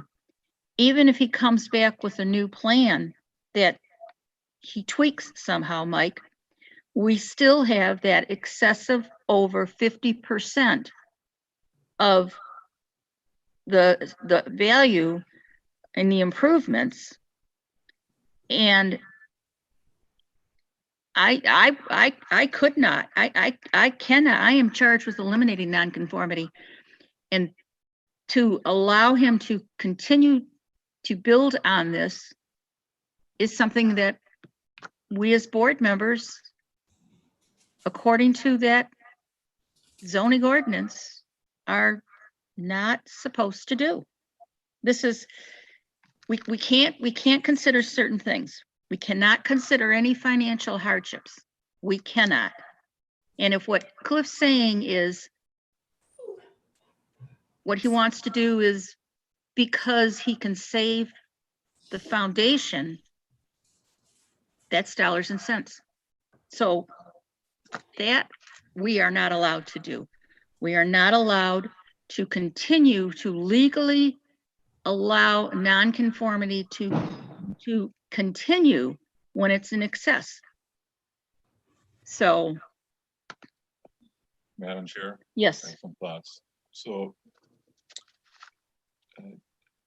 I understand what you're saying.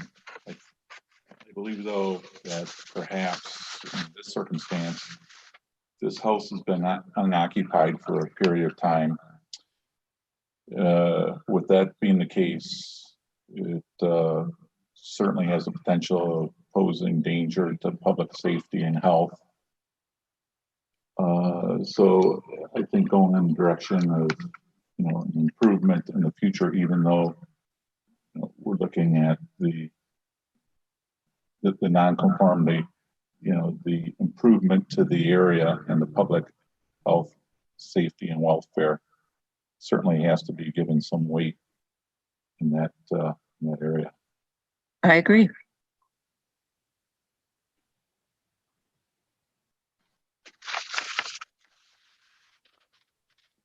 I guess I'm going to just loop back to my original thought, which is it's a beautiful lot. Something beautiful can be done on it. The current structure is dangerous. And I am, I wouldn't even consider raising an issue if this was not brought before us. But now that it has been, it's opened a door. And so I'm inclined to, encourage Mr. Spencer to consider a process to review the safety of the property. Right. And so the way that you would do that would be to take action on this and direct the building official to start dangerous buildings proceedings if the house isn't demolished within 60 days. And to deny the request. Correct. That would be part of it. Yeah. Gosh, I hate this. Okay, but I'm going to make the motion. Go ahead, Nick. Okay, let me just pull up my stuff. I apologize. It's going to take me a second here. That's okay. I'm going to make sure I'm finding the actual correct stuff. So. I got one more thing to. Yeah, I'm going to make a, I move to deny the variances requested by Robert Kinsley for parcel number 12-14-201-015, identified as 2604 Buckingham Road, due to the following reasons. In my opinion, the house is not safe from everything we've heard. Second, I would like to add that we request that the building official proceed with reviewing the, and I guess I'm going to ask this again. So the language that you would use. Thank you for the language, yes. Would be if the building were not demolished within 60 days, that the building official begin the dangerous buildings proceedings. So I will add that if the building is not demolished within 60 days, the building official will proceed with the dangerous building proceedings. And I don't think you said the correct address. I think you butchered. Yeah. Well, help me with the address. I'm sorry. I'm just 9604 Buckingham Road. Yes, 9604 Buckingham Road. Thank you. And is there a support? I support. Thank you, Cliff. Hannah, may we have a roll call, please? Black, Yes, I believe this is a dangerous property, and I think something really incredible can be put on this lot instead. And it would be good for the applicant as well. It'd be better for the applicant. Seaver, I vote yes for two reasons. One is that I don't believe the hardship has been demonstrated. And two, it would increase nonconformity. Powell, I'm going to vote yes for the reasons stated. Walls, I vote yes, because part of the charge of this board is to maintain the public safety, health, and welfare of the residents, and this does not comply with that. So as a result, I vote yes. Spencer, Yes, I see no practical difficulty. I do not believe this is a unique situation. I believe that it is self-created.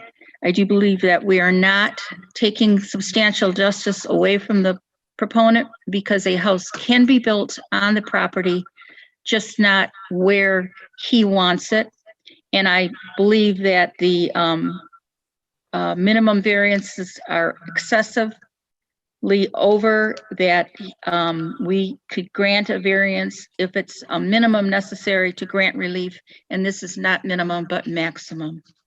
So Mr. Kinsley, I'm sorry, did not vote to approve it. That is our decision this evening. Please be in contact with Nick, Spencer, and Justin. They'll help you through this. And with that, calling the next case. And Madam Chair, just again, we're Yes. clear that it's 9604, not a different house. Sorry Yes. about that. Yes, Yeah. thank you. Thank you. My Next big apologies on that one. It's interesting how you approve some of our neighbors and not the others. My neighbor to the east of me totally is closer. And so, all right, thank you. Thank you. There's Next case. That house. Calling the next case. Our next case is Dave and Diane Shield.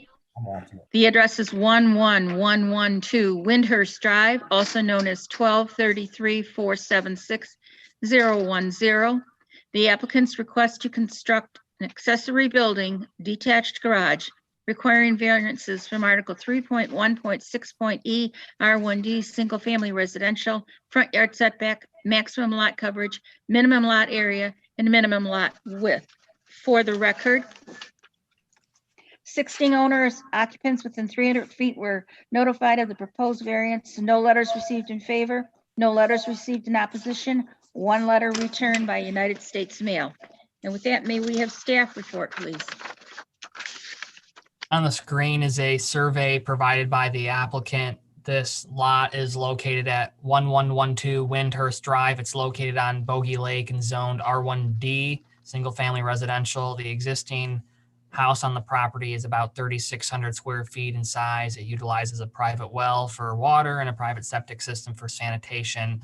The applicants are proposing to remove an existing detached garage structure and slab, pour new footings and a slab, and to build a new garage. This plan here, let me go down. So this is the plot plan prepared by the applicant.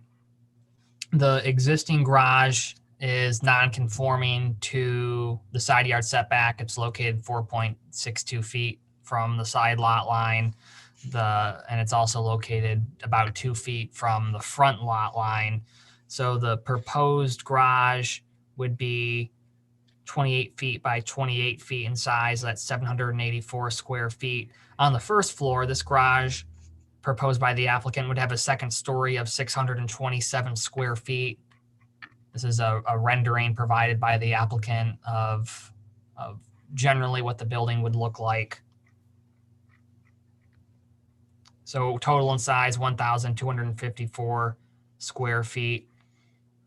At the closest point, it would be located 5 feet from the front lot line. The R1D zoning district has a minimum front yard setback of 30 feet, so they're requesting a 25-foot variance from the front yard setback. Currently, the existing coverage on the property is 25%, and the house is, as I mentioned, just under the 20%, about 45 square feet actually under the 20% coverage. So with the existing garage, that's 572 square feet in size. The coverage, like I said, is at 25%. Coverage with the new garage would be 27%. So they're seeking a variance for an additional 772 square feet of coverage, and it's about, I think, 212 square feet of coverage beyond the existing garage. And then just to cover our bases with the lot area and the lot width and R1D, the minimum size required is 12,000 square feet. And this parcel is 674 square feet deficient. And with 80 feet in width required at the street line, a 30.97 foot variance is requested to cover the width deficiency. The applicant is present, and I'd be glad to answer any questions. So they're just gonna pull right off of Windhurst into the garage? Are they doing like a side turn into the garage, do you know, or? This Yeah, would Am I That's a allowed? very good question. not Thank you. yet. So you'll get to you, Dave. Okay. I looking at the plan, I believe the garage was a front entry garage, and the applicant can correct me if I'm wrong. So Correct. When we get to that point, yeah. So there's 5 feet from the front. correct. The average car in the United States is what? 12 to 18 feet long, depending on what type it is. Right, 15 feet's probably appropriate for a sedan if you're So, throwing that so out. nothing is going to park in front of this garage. Correct. Not on the property anyway. There's also a second floor of this garage, correct? Correct. Does it appear to you it's like intended? I mean, we'll ask the applicant in a second, but I'm just wondering about. I mean, it can't be if it's a separate thing. It could not be livable space. Right. So Otherwise, we'd have to at least put it 10 feet off the property. So the applicant's intent is to use that as storage or a workshop type space. Your staff report notes some conditions if you were inclined to go the direction of approval to prohibit the second story of the garage from being used as living space, and that no septic or future sanitary services shall be extended to the garage. Correct. It cannot become living space. I mean, That's not the applicant's intent, but 30 years from now, someone cannot be living in that garage. Yeah, I'm trusting the applicant's intent completely. I'm just thinking, 30 years from now, if the property is sold, does a real estate agent sit there and say, potential mother-in-law quarters upstairs or something like that? And again, that's nothing about the applicant right now. I'm trying to look to the future for our residents. But Any that's other why questions of staff? that's why those stipulations would be there. Yeah. Okay. If there's no other questions of staff, Mr. Shield, you're up, sir. Well, first of all, Madam Chair and committee and staff, thanks for having me. I guess I'll run down my reasons and maybe I can address some of your concerns too. Yeah, sure. Thanks. The existing garage is it's like 15 feet from the road, and like Justin described, 5 feet of that is on my property. Now, all the garages in our street are set up the same way. So my garage today is pretty much in line with the curve of the road, in line with the other garages.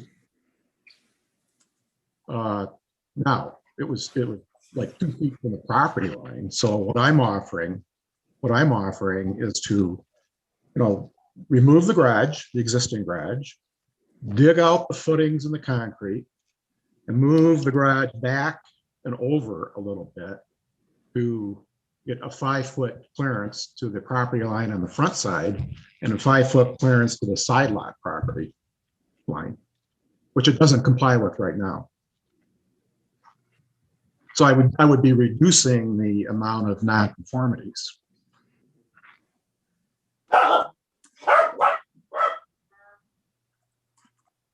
Okay. And the problem is if I can't move it back too far because there's a septic field behind the garage. I can't I guess I could reside the current garage. There's 13 garages in our street. 12 of them have been remodeled by pretty much just residing and maybe reshingling the roof. I would be the only person that's actually putting a new structure in, and it would really be a positive asset for the neighborhood. Mm-hmm.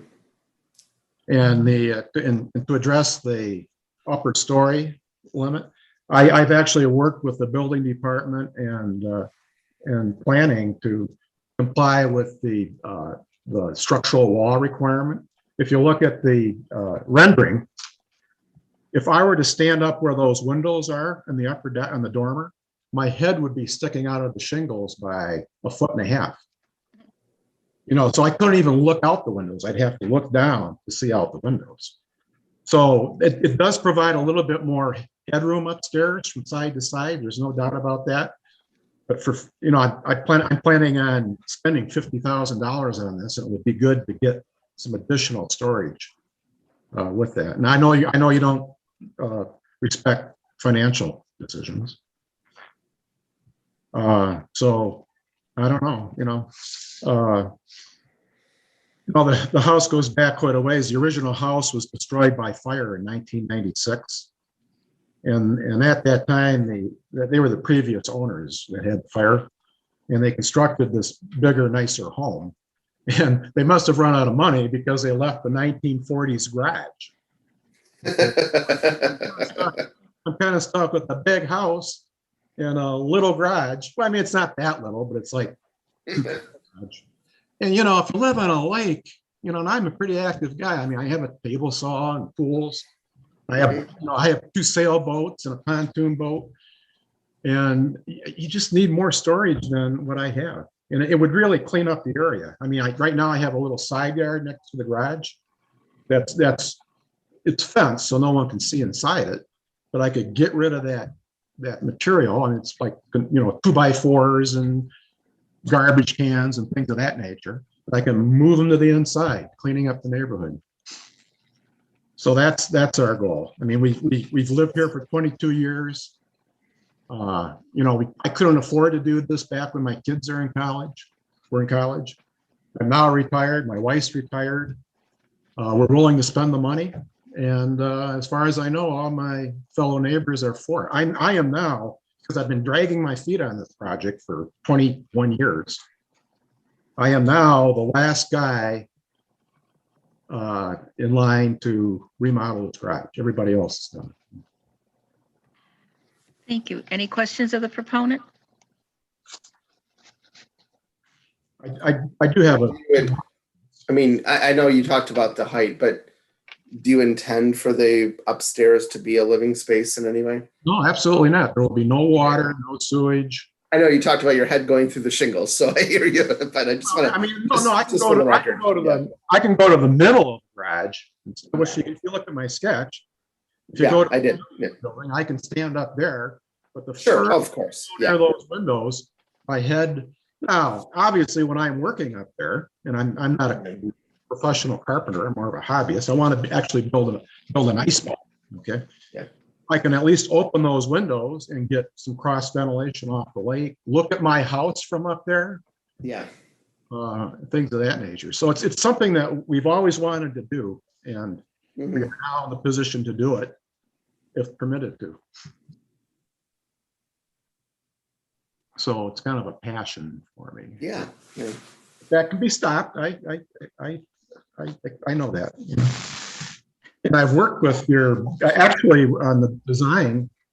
I submitted some ideas for informally with Nick and Justin on 5 different design proposals that would provide a little bit of space for me. And this and another design was picked as the ones they thought best complied. This was like a year ago. Yeah, I will say that Mr. Shield has been keeping us busy with his proposals over the last year. I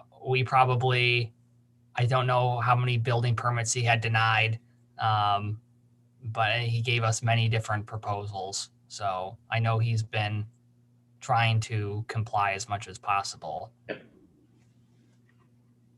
So I think I'm offering to reduce the amount of non-compliance. I mean, if I just side and re-roof the roof, then the existing non-compliances will remain for, forever. They will never. Forever. So I think that's the strongest point that I can offer the township. Thank you. Okay. Any other questions? If not, Rob, I'd like to open the public hearing. Is anybody present for this case? There are no resident phone callers in the meeting right now. Thank you. Then with that, I will close the public hearing and bring it back to the board for additional discussion or a motion. Madam Chair, I am very inclined to vote for this, with the stipulations that were mentioned. Mr. Shield has done a great job of working with our township. I know he's just really worked hard to try to get this in whatever way it would work well. Looking at the neighborhood, going down the street, I think this would be a tremendous improvement. And even in terms of the setback, from the road, it's where every other garage is. It really is. And there's nothing different about this from others. And so personally, I'm highly inclined to vote for this, just with the stipulation, though, that it not become, 30 years from now, accidentally, sold as a, not by him, but somebody else, who knows, just, as a mother-in-law quarters. But I'm very inclined to go for it. Mike, did you have something? I did, and I'm going to echo Nicholas's input and observations. And I think all of us have been stung by a couple other garage projects that have been brought before us, in which small little garages have ended up being houses right there at the right-of-way lines, and we really didn't want to see that. This is certainly a lot more appealing and a little more low profile than having the 8-foot walls coming right up and obviously a second story on top of a garage. And I did notice, as Nicholas did, that up and down the street, there are garages right out at the road right of way. And so this would not be out of the ordinary of the sub. This will be a little higher profile than the existing ones. Most of the existing ones are mimics, maybe newer style, but mimics of the existing garage. Quite frankly, this one has a lot of style to it, though, and so I'm torn on this one. Thank you. Any other comments? Go ahead, Cliff. Yes, I paced off when I was out there from the front of the existing garage to the travel portion of the road, and it was around 27 feet. Actually, I pulled into the driveway and I still had pretty good clearance to the road. And I see with this new construction, he's going to increase that. In fact, I think on his plan, he indicated 30 feet from the front of the garage to the edge of the travel portion of the road. So even though he's only 5 feet off the road right away, the road right away goes way into right to the front of these garages. And in fact, he will be farther back than the houses or the garages on either side of him. I was hoping he could move it back a little more than what he's proposing. But as he mentioned, there is a septic field back there. I saw it on the plan, scaled it off at about 10 feet. And I thought Michael would know this. I thought 10 feet was maybe the minimum isolation distance from a field to a structure. It is, yes. So there's really no opportunity to move it. So he's actually with a lot that's only,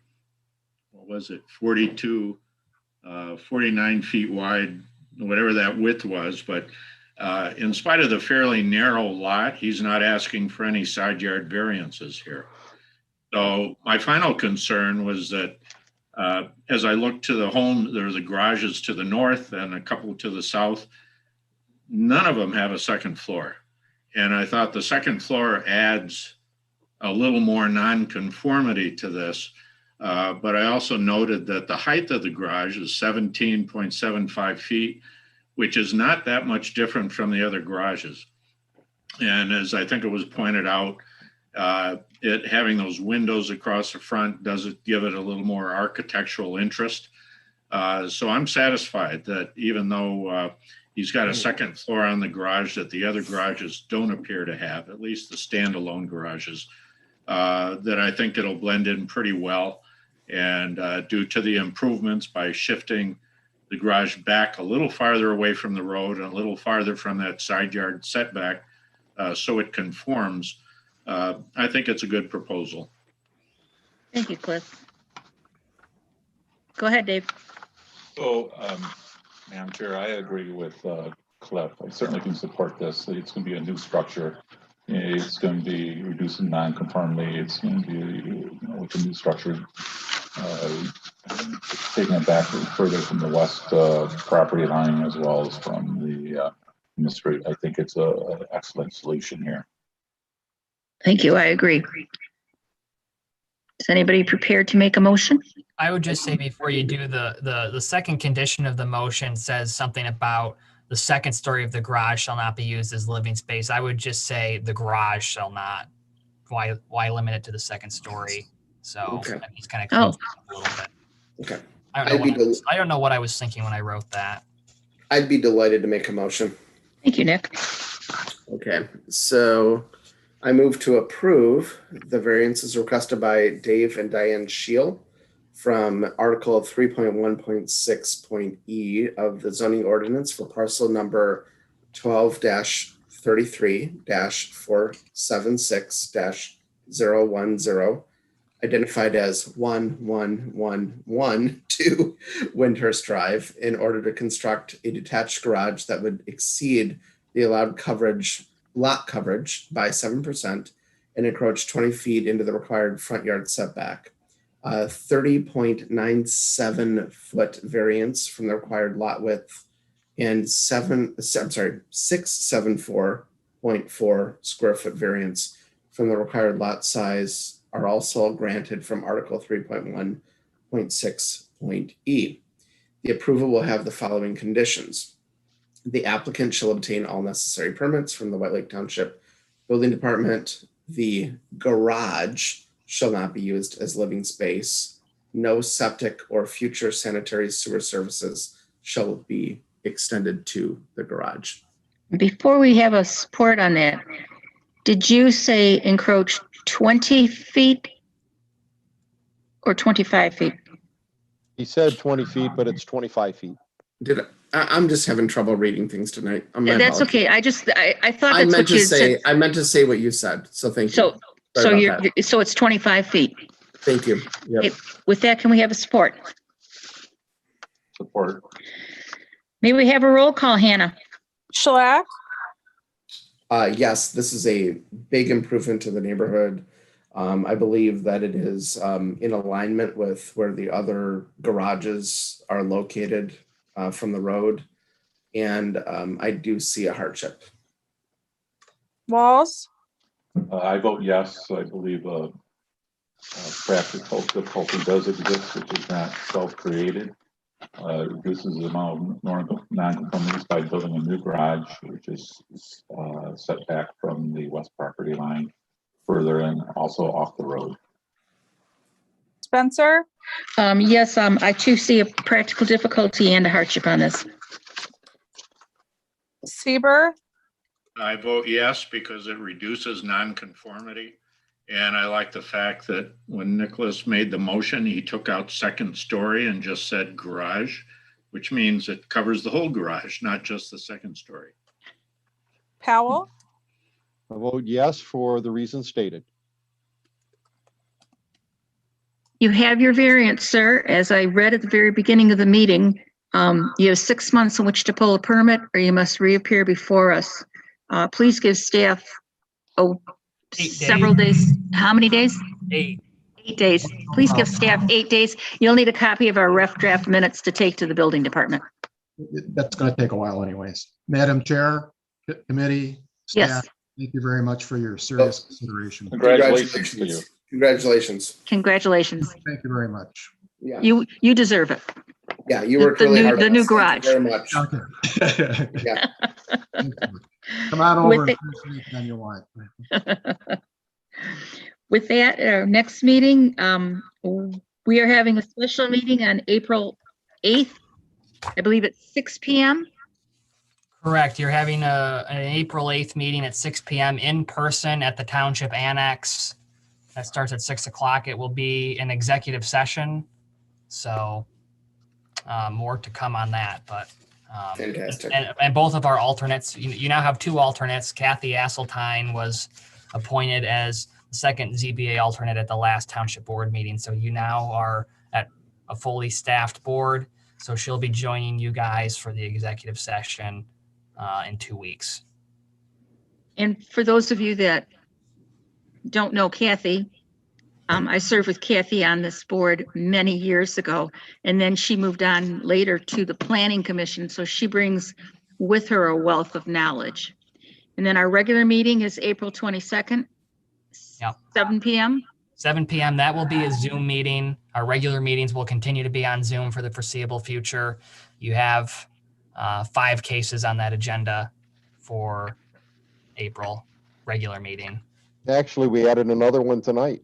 I was counting that one. Oh, okay. Yeah, because And- earlier we only had 4. Yeah, and the McDonald's. The McDonald's won't be back till May. So Madam Chair, I have a question. Even though my house will be occupied, I will not be at my house in May. If we're in person, is there still a possibility of me being able to Zoom in? Because I would still like to be part of the meeting if possible. I know we have alternates for a reason. I just want to put this out there 2 months in advance to say, if I'm sitting in the middle of the ocean and I can actually somehow find a way to connect. Wait a minute, you can't be in the middle of an ocean. There's no way. There's no way. Partially.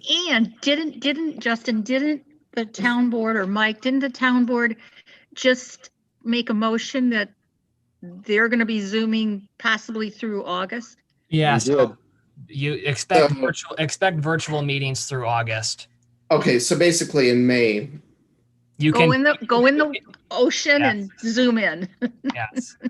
okay. So, and for anybody who is hearing this live and wants to break into my house, there will be people here. Oh, So okay, worry right. about that. Shoot, I can't do that. I But, mean, okay, so May, I'm still able to Zoom in. Correct. you're okay. right, and I just don't know then if Justin would call an alternate, or if you could be like Mike out in Colorado right now, join the meeting. I would like to be part of May. Yeah, you can join. You can participate as a full member. Great. That way there you get paid the big bucks like the rest of us that You get night. paid your big 45 bucks. That's right. That'll cover about 10 minutes of being in the ocean. I'm still trying to get us a raise, but I'm not very successful. To be fair, I'm going to be on an island, but not. Oh, okay. yeah, Well, yeah. fine. Be that way. Oh, come Any other on. You're business? Madam Cruise, right? You go on all these cruises. Yeah, I know. I know. Okay. I Okay. know. I'm jealous. I'm jealous.